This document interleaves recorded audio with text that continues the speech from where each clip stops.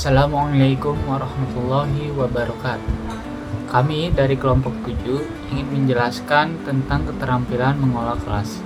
Tolong disimak baik-baik ya. Apa sih keterampilan mengelola kelas itu?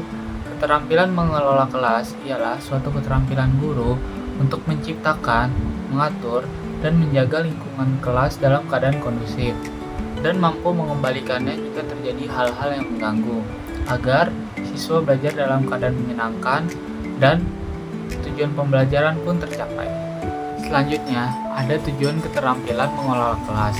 Yang pertama ialah mewujudkan situasi dan kondisi kelas, baik dalam lingkungan belajar maupun dalam kelompok belajar, yang memungkinkan siswa untuk melatih kemampuan mereka secara semaksimal mungkin.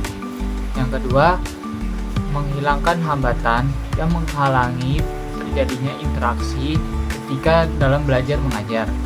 Yang ketiga, menyediakan dan mengatur fasilitas serta peralatan belajar yang mendukung dan memungkinkan siswa belajar sesuai dengan lingkungan sosial, emosional, dan intelektual siswa dalam kelas. Selanjutnya ada prinsip-prinsip keterampilan mengelola kelas. Yang pertama, kehangatan dan keantusiasan. Guru harus bisa menciptakan situasi kelas yang menyenangkan. Yang kedua ada tantangan. Guru harus bisa melontarkan kata-kata yang dapat meningkatkan gairah siswa dalam belajar. Yang ketiga, bervariasi. Guru harus bisa bervariasi dalam mengajar, bisa menggunakan media pembelajaran, gaya belajar, maupun interaksi. Yang keempat ada keluasan. Ketika dalam pembelajaran, kemungkinan gangguan-gangguan itu akan terjadi. Maka keluasan tingkah laku guru dibutuhkan untuk mengatasi gangguan tersebut. Yang kelima, ada menekankan hal-hal yang positif.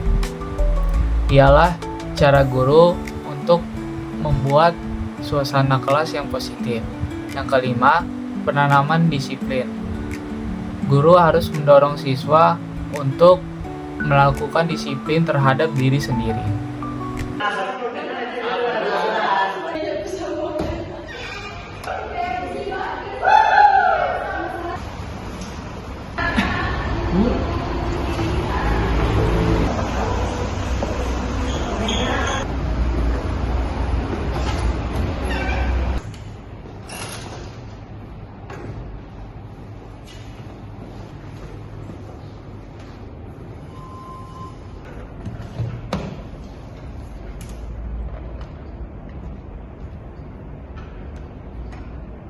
Bersiap, berdoa dimulai. Berdoa selesai. Memberi salam. Assalamualaikum warahmatullahi wabarakatuh. Oke, sebelum kita mulai pembelajaran pada hari ini, Bapak ingin absen dulu ya untuk kehadiran siswa yang masuk pada mata pelajaran Bapak kali ini. Yang pertama ada Siska Dwi. Hadir Pak. Ada Mora. Hadir Pak. Ada Lino. Hadir Pak. Yang terakhir ada Adam. Hadir Pak. Oke, baik.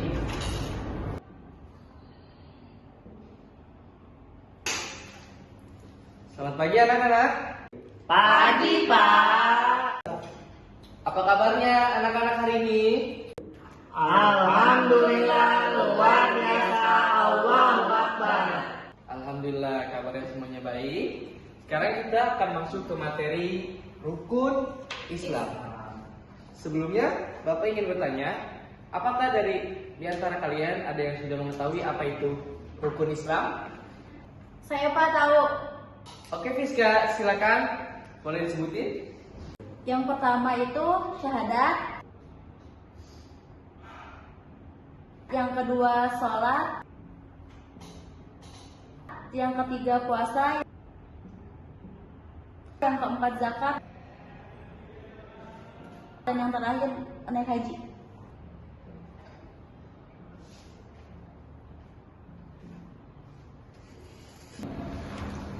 Oke, terima kasih Fiska. Dalam rukun Islam itu, yang pertama ada syahadat, ada sholat, ada puasa, ada zakat, dan yang terakhir pergi haji. Arlino, kamu udah tahu belum? Belum, Pak. Oke, karena di antara kalian masih banyak yang belum tahu dan belum hafal tentang rukun Islam ini, sekarang kita nyanyikan bersama yuk. Ayo. Rukun Islam Ada 5. Yang pertama, syahadat. Yang kedua, sholat. Yang ketiga, puasa. Yang keempat, bayar zakat. Yang kelima, pergi haji. Nah, tadi kita udah nyanyi bareng-bareng ya anak-anak. Coba sekarang Bapak pengen tahu nih, Alino udah hafal belum? Udah apa, Pak? Coba dong Alino, boleh diulangin? Rukun Islam ada 5. Yang pertama, syahadat. Yang kedua, sholat. Yang ketiga, puasa. Yang keempat, bayar zakat. Yang kelima, pergi haji. Alhamdulillah, Alina sudah paham dan sudah hafal tentang rukun Islam. Teman-teman boleh kasih plus buat Alino. Oke, kita lanjut ya. Dalam rukun Islam, yang pertama ada yang namanya syahadat. Coba dong Adam, saya minta untuk menyebutkan 2 kalimat syahadat.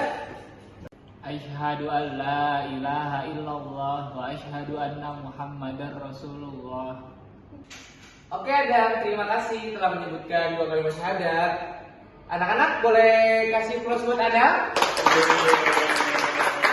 Oke anak-anak, syahadat ini dalam agama Islam adalah kewajiban untuk mengakui keislaman diri kita masing-masing yang berbunyi, yuk bareng-bareng. Asyhadu an la ilaha illallah wa asyhadu anna Muhammadar Rasulullah. Artinya, tiada Tuhan selain Allah dan Rasulullah Muhammad Sallallahu Alaihi Wasallam adalah utusan Allah. Nah, yang kedua ada yang namanya sholat. Di sini anak-anak siapa yang biasa mengerjakan sholat wajib nih? Saya. Oke, Mara, coba dong. Bapak minta untuk menyebutkan sholat wajib 5 waktu. Ada subuh, zuhur, asar, maghrib, dan isya. Yang pertama ada sholat subuh. Yang kedua ada sholat zuhur.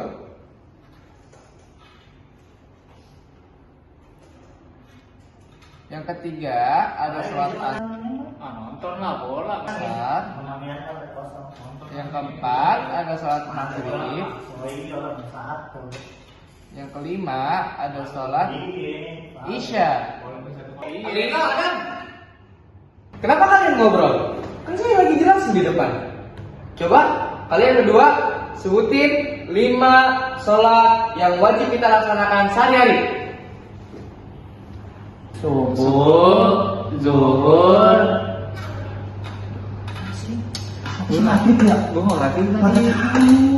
Nah, kan tadi udah Bapak jelasin, makanya kalian perhatiin dong. Yang pertama itu ada sholat subuh, yang kedua ada sholat zuhur, yang ketiga ada sholat asar, yang keempat ada sholat maghrib, dan yang terakhir ada sholat isya. Makanya kalian jangan ngobrol. Maaf ya, Maaf Pak. ya, Pak. Kita nggak akan Kita nggak mengulanginya akan lagi. Oke, saya terima maaf kalian, tapi tolong jangan diulangi ya. Di antara sholat ini, selain sholat wajib, ada juga sholat sunnah. Di antara sholat sunnah itu, ada yang namanya sholat duha. Selain sholat duha, ada juga sholat qiyamul lail.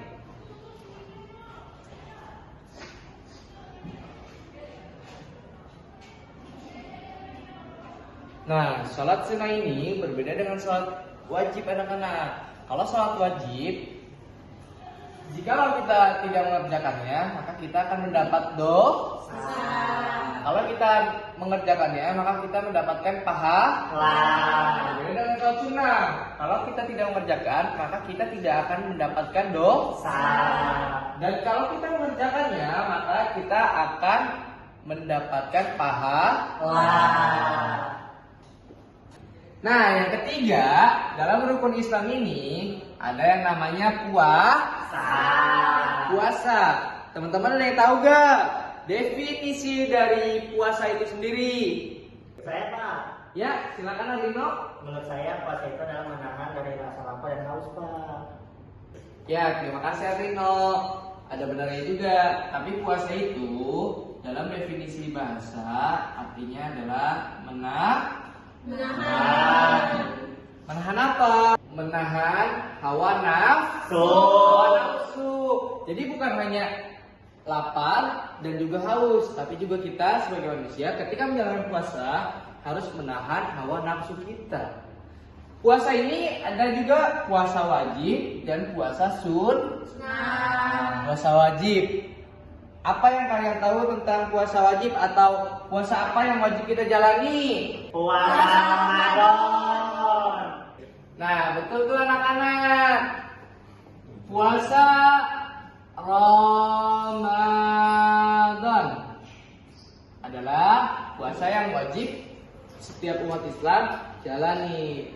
Sebagaimana yang tertera dalam Quran surah Al-Baqarah ayat 183 yang berbunyi, Bismillahirrahmanirrahim. Ya ayyuhalladzina amanu kutiba alaikumusiyam kama kutiba alal ladzina min qablikum la'allakum tattaqun.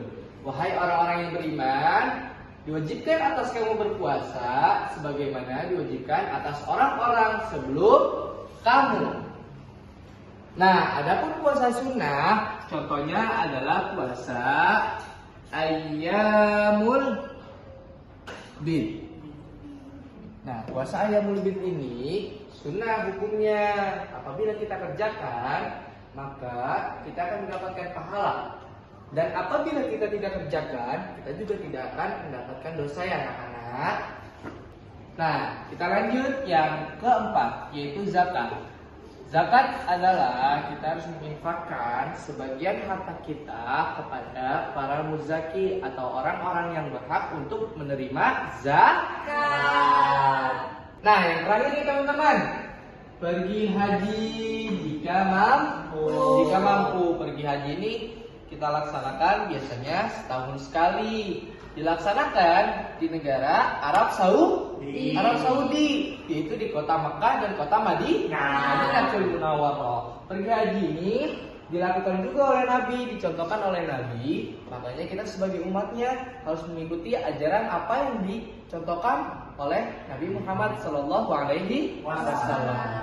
Oke, anak-anak, dari penjelasan yang tadi Bapak jelaskan terkait rukun Islam, apakah ada pertanyaan dari kalian?